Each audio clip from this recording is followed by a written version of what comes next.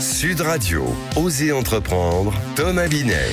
Entreprenez, réentreprenez comme tous les dimanches avec Thomas Binet. Bonjour à vous Thomas. Bonjour Jean-Marie. Au programme aujourd'hui. Eh bien, je vais commencer à vous raconter la saga de l'agitateur culturel, la FNAC. Et on va recevoir comme grand témoin cette semaine Thierry Blandinière, directeur général d'Invivo, Union Coopérative Agricole. Alors, on va demander à notre invité comment peut-on entreprendre aujourd'hui dans le secteur de l'agriculture, étant donné le contexte actuel. Et je terminerai en parlant de micro-management. Quel joli mot. Allez, on va en parler dans un instant, mais tout de suite, on commence comme chaque semaine en partenariat avec le magazine Entreprendre par la saga de la semaine. Vous revenez sur cette marque iconique en France, la FNAC, bien connue pour sa diffusion de produits culturels. Max Terret et André Essel. Voici les noms des deux créateurs de la FNAC qui décidèrent en 1954 de faire du commerce autrement. L'idée est de permettre aux acheteurs d'obtenir des remises commerciales sur du matériel photo, radio, électroménager. Étant donné qu'il y avait 80% des acheteurs qui étaient des cadres, ils transformèrent l'acronyme FNAC de Fédération Nationale d'Achat en Fédération Nationale d'Achat des Cadres. Le succès fut fulgurant et l'expansion nationale avec de multitudes d'ouvertures se mise en marche. Plusieurs magasins à Paris, Lyon, mais aussi en Belgique. Oui, sauf que c'est dans les années 80 que la FNAC va beaucoup évoluer. Elle va le faire comment ? Elle va le faire tout simplement avec les deux fondateurs d'abord qui quittent l'entreprise. Elle est rachetée par les assurances GMF dirigées par Michel Barouin. Le père de François Barouin, ancien ministre et maire de Troyes, décède dans un accident d'avion et est remplacé par Jean-Louis Pétrillat. La FNAC va passer de main en main. Le Crédit Lyonnais, ensuite la famille Pinault et va commencer à rencontrer de grosses difficultés. Au début des années 2000, la FNAC annonce un plan de restructuration et supprime 1000 postes. Ils prennent de plein fouet la crise du disque et du livre. En 2010, la FNAC se sépare de la FNAC Éveil et Jeux, pourtant un beau fleuron du groupe. Mais cela ne repart pas et les suppressions d'emplois se succèdent, ainsi que les dirigeants. Et alors, aujourd'hui, on en est où ? Il y a un peu moins de 10 ans, la FNAC fusionne avec Darty en 2015, donnant naissance à un géant pesant à l'époque 1,2 milliard d'euros. La crise de la Covid va de nouveau fragiliser l'ensemble, mais il va continuer de se muter et de se préparer à l'avenir en se digitalisant fortement, d'autant plus que la concurrence devient féroce. L'ensemble est dirigé par Enrique Martinez, pilotant ainsi les achats de ses 40 millions de clients, et il développe dorénavant des produits de seconde main en complément des gammes habituelles. Eh bien, bonne route à cette marque mythique en France. Allez Thomas, tout de suite on accueille votre invité Thierry Blandinière, directeur général d'Invivo. Alors c'est une union de coopératives agricoles qui rassemble 174 coopératives sociétaires. On est autour de 4 pôles d'activité stratégiques, l'agriculture, le négoce international de grains, l'agroalimentaire, la jardinerie et encore la distribution alimentaire. Rien que ça. Bienvenue à vous Thierry Blandinière. Bonjour, vous êtes l'invité de Thomas Binet sur Sud Radio. Thierry Blandinière, on va s'intéresser dans un instant à Invivo, ce groupement que vous dirigez. Mais avant toute chose, il y a 2 mois, se tenait le Salon de l'agriculture dans le contexte explosif dont nous nous souvenons.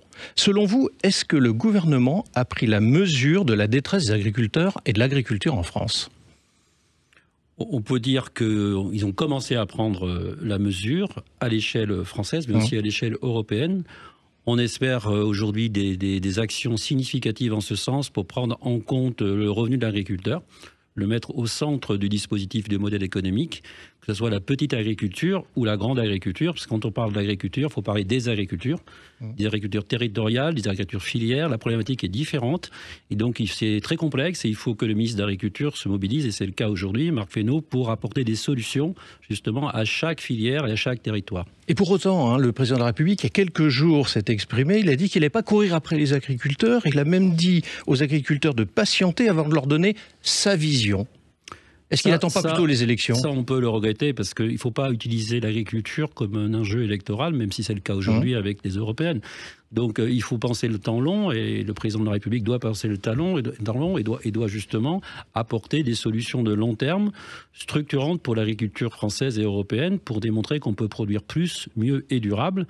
C'est une question de souveraineté aujourd'hui. On voit bien tous les enjeux de géopolitique autour des céréales, par exemple. Donc il est important de pouvoir augmenter notre potentiel de production. Augmenter le potentiel de production de la ferme Europe, c'est augmenter le revenu des agriculteurs. Il y a 10 ans, en 10 ans, pour être même précis, on a perdu 100 000 exploitations, vieillissement de la population agricole. Est-ce que la profession d'agriculteur est sur le déclin ? Alors je dirais oui et non. Oui, effectivement, on vit une transition significative, c'est-à-dire que vous faites allusion effectivement à moins d'exploitations. Pour autant, la production n'a pas baissé. Ça veut dire qu'on a de plus grandes exploitations. Ça veut dire qu'on est dans un changement du modèle économique. Il faut accompagner cette transition. C'est-à-dire les petites exploitations, il faut les accompagner, il faut les aider à se restructurer, il faut formater les plus grandes exploitations, ce qui va intéresser les jeunes agriculteurs, puisque du coup, ils vont avoir des modèles économiques plus résilients. Mais est-ce que ça veut dire du coup que l'exploitation familiale qu'on a connue, c'est fini? C'est plus le modèle de demain? C'est en transition. Je pense qu'on va aller vers une nouvelle exploitation familiale. Donc, vous avez plein de PME qui sont des boîtes familiales. Donc, ce sera pareil pour l'agriculture. Il y aura donc des boîtes familiales à l'échelle de PME, plus à l'échelle de TPE, mais avec un modèle économique résilient. Je rappelle que les agriculteurs sont des entrepreneurs et ont envie de développer leur entreprise. Donc, il faut créer le terrain de jeu pour qu'ils puissent s'exprimer pleinement pour réaliser leurs projets industriels et entrepreneuriaux. Alors vous venez de dire que ce sont des entrepreneurs, ce sont aussi des hommes et des femmes qui sont frappés quand même de plein fouet. 12 suicides par mois, un salaire inférieur à 2 000 € par mois et par foyer agricole. Tout le monde est d'accord pour soutenir les agriculteurs. On l'a entendu, on l'a vu au niveau de la population française, mais pour autant on ne veut pas payer plus cher. Donc on aimerait bien continuer d'ailleurs à payer moins cher. Est-ce qu'on n'est pas dans une contradiction permanente? Est-ce qu'on ne marche pas, Thierry Blandignère, sur la tête par rapport à cette situation? Si, on a la tête à l'envers, c'est ce que disaient des jeunes agriculteurs. Donc vous avez vu, les manifestations sont parties de là, effectivement. C'est qu'il faut remettre les choses à plat et montrer comment le modèle économique peut être compétitif pour adresser à la fois ce que souhaite le consommateur, c'est-à-dire des produits de qualité à un prix compétitif, et mettre au centre du jeu le revenu de l'agriculteur, qui est le moteur en fait de la production de la ferme France. Donc tout ça, c'est possible à condition de tout remettre à plat, de remettre en plat le modèle économique et de trouver des solutions. Parce qu'on peut être très compétitif dans les céréales. Vous voyez, par exemple, on exporte des céréales dans le monde entier, on est compétitif. Oui. 1 tonne sur 2 des céréales sont exportées au cours de Chicago et les céréaliers gagnent bien leur vie. Donc voilà, ça c'est une piste. Alors vous êtes un acteur majeur de l'agriculture, on le disait il y a un instant avec Jean-Marie, avec 12,4 milliards d'euros de chiffre d'affaires, 14 500 collaborateurs, une présence dans 36 pays, donc un acteur qui pèse évidemment au niveau international. Est-ce à dire qu'il faut devenir un champion pour peser face à cette concurrence internationale? Vous avez raison, la faiblesse aujourd'hui de la France, c'est de ne pas avoir de champion, on va dire en termes d'entreprise à l'échelle internationale, comparé aux États-Unis, aux Chinois, aux Brésiliens, aux Russes, aux Ukrainiens.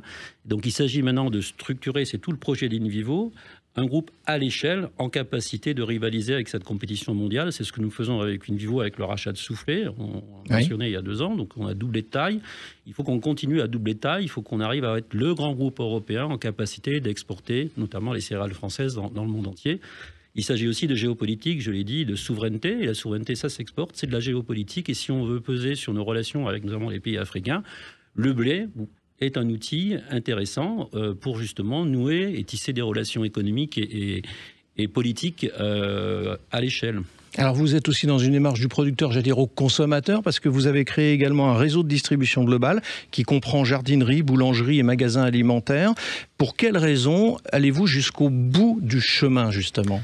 Alors il y a 2 niveaux, il y a effectivement, il faut penser local aussi, ou agir global, ou le contraire, ça va dans les 2 sens, et donc il faut qu'on travaille sur les 2 leviers. Et donc Invivo, c'est ça, c'est être un leader à l'exportation, mais aussi penser à la logique des filières, des territoires, et de mettre en avant les productions régionales, par les magasins, par notre réseau de magasins, jardinerie. Et alors justement, j'en cite quelques marques pour que les gens comprennent bien, parce qu'Invivo, la marque n'est pas forcément connue. Non. En revanche, évidemment, la marque de distribution l'est un peu plus. C'est Gamme Vert, c'est Jardiland, c'est Delbar pour tout ce qui est jardinerie. C'est Louise également pour boulangerie. Donc vous allez jusqu'au bout du cheminement pour travailler avec le consommateur final, justement. Alors, ce que souhaite le consommateur, c'est plus de transparence sur la filière. Donc, quand on parle des boulangeries Louise, par exemple, sur la chaîne alimentaire du blé, on est en capacité de dire que la baguette qui est achetée dans une boulangerie Louise, on sait exactement d'où elle vient. On peut remonter jusqu'à l'agriculteur et de voir dans quelles conditions cette baguette a été produite globalement. Donc, on a toute la chaîne de valeur que l'on maîtrise et du coup, on voit bien comment fonctionne le modèle économique de l'agriculteur jusqu'au boulanger, quoi.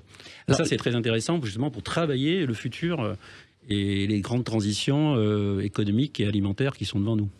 En préparant votre interview, j'ai vu que vous avez signé un accord capitalistique avec une société qui ne parlera pas au commun des mortels, qui s'appelle, je vais la citer quand même, 2MX Organique, mais en revanche qui est porté par messieurs Niel et Zouari, ce dernier étant propriétaire de Picard, Maxi Bazar.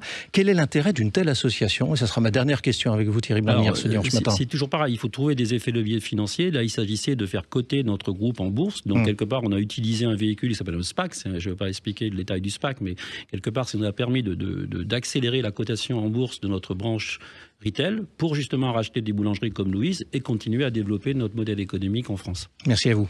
Merci Thierry Blandinière. Je rappelle que vous êtes le directeur général d'Invivo. Tout de suite, on continue à entreprendre.